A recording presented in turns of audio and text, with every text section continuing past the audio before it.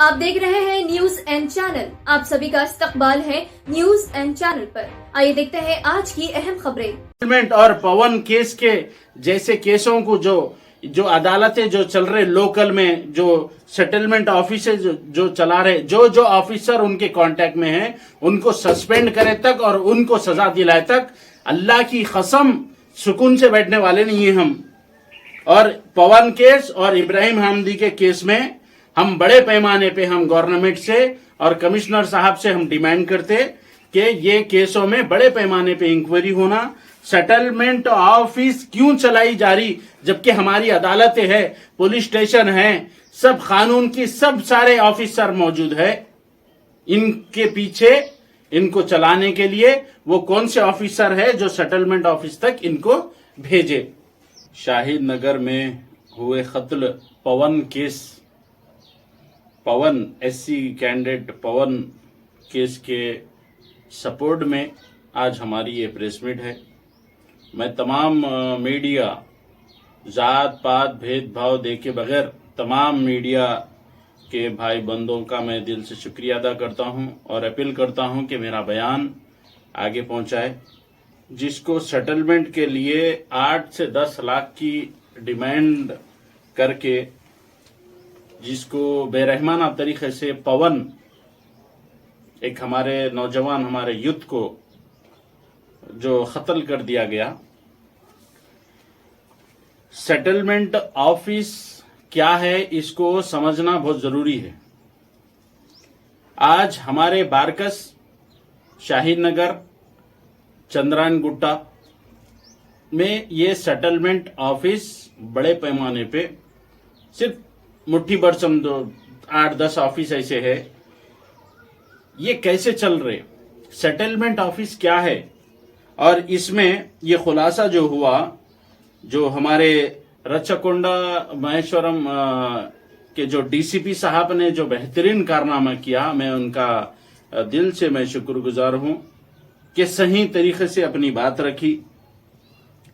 साहब, police commissioner साहब और डीजीपी साहब से मैं ये अपील जो है लगातार मैं 1.5-2 साल से मैं ये अपील करते आ रहा हूं कि हमारे पुलिस स्टेशन, कोर्ट, अदालतें रहने के बावजूद ये सेटलमेंट ऑफिस से जो घरों में बैठ के जो तय किया जाता कि किसके ऊपर क्या लगना है सेक्शन और कौन जिंदा रहना है कौन मर जाना है, तो ये सेटलमेंट ऑफिस के ऊपर आप डिपार्टमेंट एक एसआईटी बिठा करके अगर काम करेंगी तो मैं इसका कंप्लेनर बनने राजी हूं।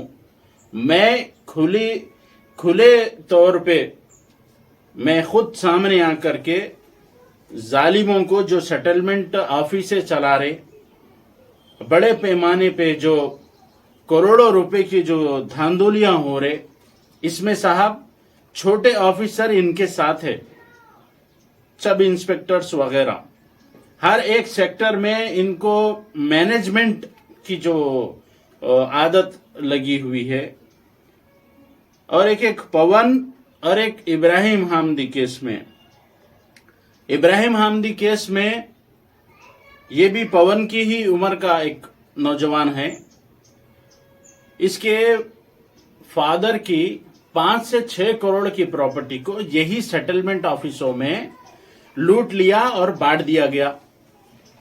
सबूत, नाम और निशान तक मिटा दिया गया।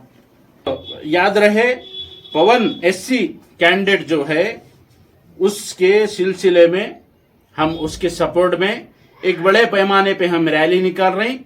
यहां पर जो पीएस मैनेज, पुलिस मैनेज का जो कानून जो चल रहा, इसको हम बंद करने के लिए बड़े पैमाने पे मुहिम चला रहे।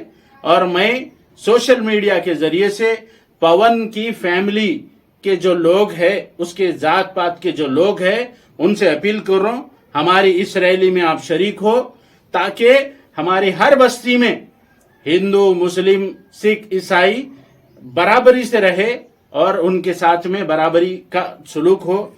और मैं ये कुछ लोग जो बोल रहे कि भाई मुसलमान बच्ची के साथ ऐसा करा, उसके साथ सही हुआ, उनके लिए मैं ये बोल रहा हूं कि आप कानून हाथ में नहीं ले सकते।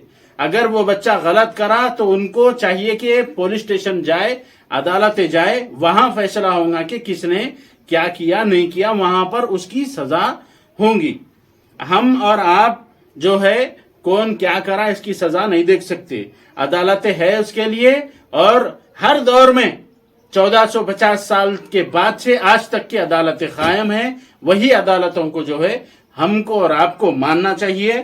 اور جات پات بھید بھاؤ دیکھے بغیر پون کیس میں جو لینڈ سیٹلمنٹ جو ہو رہے سیٹلمنٹ آفیسوں میں جو پون جیسے بچے کو جو مار دیا گیا, ان کے خلاف ہم سماجی بائیکاٹ کے لیے ہم بڑے پیمانے پہ مہم چلا رہے.